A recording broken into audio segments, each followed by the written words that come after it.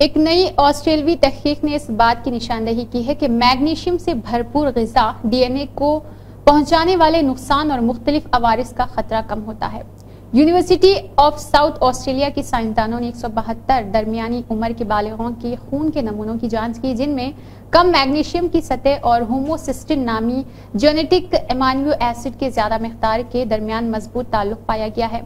یہ زہریلا امتزاج جسم کے جینز کو نقصان پہنچاتا ہے، جس سے لوگوں کو الزائمر اور کینسر کی بیماری، معدے کی بیماری اور ذیابیطس یعنی شوگر کا خطرہ زیادہ ہو جاتا ہے۔ سالم اناج، گہرے سبز پتیوں والی سبزیاں اور گری دار میوے، پھلیاں اور ڈارک چاکلیٹ سبھی میگنیشیم سے بھرپور غذائیں ہیں جو جسم کو توانائی پیدا کرنے، دانتوں اور ہڈیوں کی تعمیر، بلڈ شوگر اور بلڈ پریشر کو کنٹرول کرنے میں مدد کرتی ہے اور اس بات کو یقینی بناتی ہے کہ دل، پٹھے اور گردے سب اعضاء ٹھیک سے افعال انجام دیتے رہے۔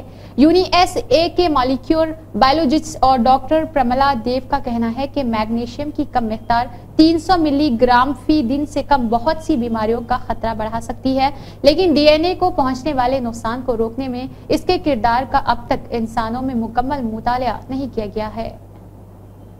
محققین کا اندازہ ہے کہ دنیا بھر میں تقریباً 529 ملین لوگ شوگر کے مرض میں مبتلا ہے، جن میں سے 95% ٹائپ 2 ذیابیطس میں مبتلا ہے۔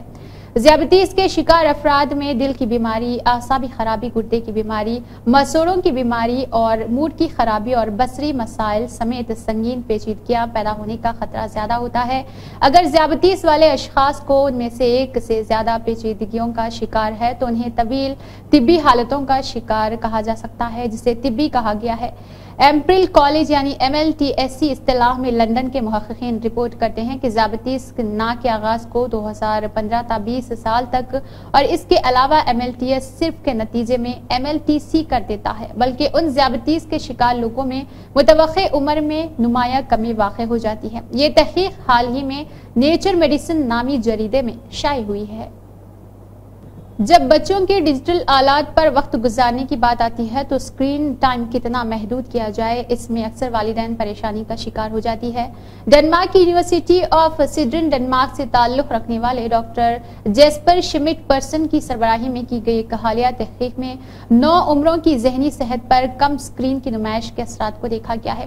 181 بچوں اور 9 عمروں کے ساتھ 59 خاندانوں کو تصادفی طور پر 2 گروپوں میں تقسیم کیا گیا ہے۔ پہلے گروپ کو اپنے اسمارٹ فونز اور ٹیبلز کو 2 ہفتے کی مدت کے لیے حوالے کرنا اور اس کے علاوہ دوسرے کو ٹی وی اور کمپیوٹرز کے استعمال کو فی ہفتہ 3 گھنٹے یا اس سے کم تک محدود کرنا پڑا۔ اس میں اسکول یا ملازمت کی جگہ شامل نہیں تھی۔ وہ گروپ جس میں بچوں کی اسکرین کی نمائش کو 3 گھنٹے یا اس سے کم تک محدود کیا گیا ہے، ان کی ذہنی سطح اور صحت میں بہتری دیکھنے میں آئی ہے۔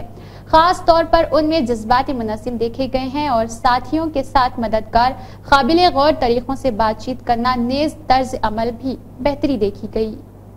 یہ بات اکثر کہی جاتی ہے کہ پیسہ خوشی نہیں خرید سکتا ہے۔ یہ بات اب ایک سروے میں سچ ثابت ہوتی دکھائی دے رہی ہے۔ اگرچہ عام طور پر یہ خیال کیا جاتا ہے کہ دولت مند قومیں یا لوگ زمین پر سب سے زیادہ خوش ہیں، لیکن ایک حالیہ سروے سے پتہ چلتا ہے کہ چھوٹے درجے کی کمیونٹیز میں رہنے والے کم آمدنی والے افراد اکثر زیادہ خوش رہتے ہیں۔